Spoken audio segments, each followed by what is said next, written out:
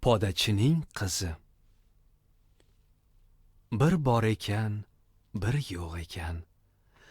Qadim zamonda, uzoq yurtda bir podachi bor ekan. Uning xotini ancha vaqt kasal yotib, axiri o'libdi-da, yolg'izgina bir qizi yetim qolibdi. Podachi bir tul xotinga uylanibdi. Ikkinchi xotin bir qizni ergashtirib kelibdi. Yetim qizga o'gay ona hadeb zulm qilaveribdi. Yetim qizning rangi-ro'yi za'farondek sarg'ayib ketibdi. Ona o'z qiziga kunda yog'liq non berarkanda, o'gay qizga qotgan non berib, og'ir ishlarni buyurarkan. O'gay ona har kun qizga bir savat paxtani yigirib, sigirni boqib kel, deb qizni dalaga haydab yuborar ekan. Qiz charxni oldiga olib, qattiq nonni sovuq suvga ivitib yeb, o'gay ona aytgan ipning yarmisini ham yigira olmay kelarkan.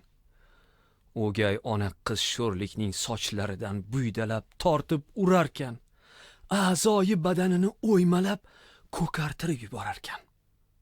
Otasi ham keyingi xotinining gapiga kirarkan. Qiz bir kun dalada sigirini o'tga qo'yib, o'zi charx yigirib o'tirsa, birdan qattiq shamol turibdi-yu, paxtasini uchirib ketibdi. Qiz uni ushlab olaman deb yugurib ketaveribdi, lekin tuta olmabdi. Axir paxtani shamol tog' bag'ridagi bir g'orga olib kirib ketibdi. Qiz g'orning ichiga kirsa, oppoq sochli kampir o'tirganmish. Qiz darhol ikki qo'lini ko'ksiga qo'yib, "Assalomu alaykum buvijon", debdi. "Va alaykum assalom. Kel qizim, kel. Xo'sh, nima kulfat tushdi boshingga?" deb so'rabdi kampir. Qiz boshidan kechirgan hamma voqeani kampirga birma-bir aytib beribdi. Shunda kampir, bolam, xafa bo'lma. O'gay onangning bergan paxtasini sigirga yedir. Keyin sigirning yelinidan iplarni o'rib olaver", debdi.